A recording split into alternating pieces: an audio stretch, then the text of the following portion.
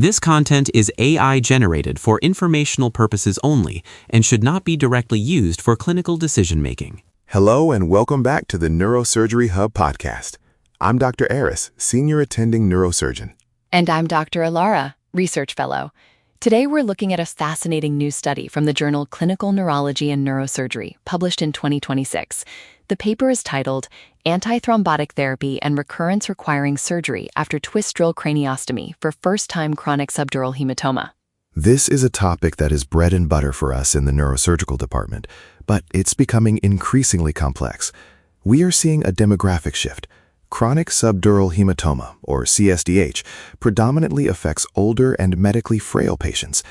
Alara, in your experience with the console pager, how often are these patients coming in on some form of blood thinner? It feels like almost every case, Dr. Aris. Whether it's aspirin for primary prevention or anticoagulation for atrial fibrillation, these patients are often medically complex, and that is exactly what this study highlights. They point out that many of these frail patients receive antithrombotic therapy, which sets the stage for a real clinical dilemma. Exactly. The central concern we all face is recurrence requiring surgery. We can drain the hematoma, but if the patient has to come back to the OR or the bedside for a second procedure, the morbidity and mortality risks for this frail population climb significantly. The authors of this paper note that the effect of antithrombotic therapy on recurrence remains a highly debated topic in our field. Right, and what I found interesting about their methodology is the specific focus. They didn't just look at all subdural interventions. They investigated the association between antithrombotic therapy at presentation and reoperation specifically after twist drill craniostomy, or TDC. Let's pause there for the residents and students listening. Why do you think they focused specifically on TDC rather than burr-hole craniostomy or a full craniotomy? Well, given that the paper describes these patients as medically frail, TDC is often the preferred bedside intervention. It's minimally invasive, can often be done under local anesthesia, and it avoids the physiological stress of general anesthesia in a patient who might have significant cardiac or pulmonary comorbidities. However, because it's a smaller opening, the question of whether antithrombotics at presentation lead to higher recurrence in this specific subset is critical. It's a vital question. If a patient presents on antithrombotic therapy, are we fighting a losing battle with a simple twist drill? The study specifically looked at first-time chronic subdural hematomas. This is an important distinction because recurrent subdurals often have different membranes and internal architectures compared to a primary presentation. Precisely.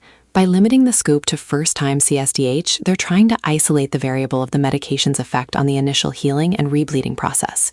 The authors investigated the association between that therapy right at the moment of presentation and the subsequent need for reoperation. For our listeners who are managing these patients on the floor, the at-presentation part is key. We often spend a lot of time debating when to restart these medications, but this study reminds us that the physiological state the patient arrives in, their baseline coagulation status, might be just as predictive of their surgical outcome. And as the study mentions, because this population is predominantly older, the stakes for reoperation are high. A second surgery isn't just a technical hurdle, it's a systemic hit to a patient who might already be at their physiological limit. It's a reminder that neurosurgery isn't just about the procedure, it's about the medical management surrounding it. If we can identify which patients are at a higher risk for recurrence requiring surgery based on their antithrombotic status at presentation, we might change how we monitor them postoperatively or how aggressively we manage their drains. Definitely. It's about risk stratification in a population where frailty is the rule rather than the exception. This study adds a much-needed layer to the debate on how these medications influence our outcomes after a TDC. Well, that's all the time we have for this deep dive. It's a great reminder to look closely at those medication lists during your initial consults for first-time cSDH. Thanks for joining us. We'll be back next week with more updates from the neurosurgical literature. I'm Dr. Aris. And I'm Dr. Alara. And this has been the Neurosurgery Hub podcast.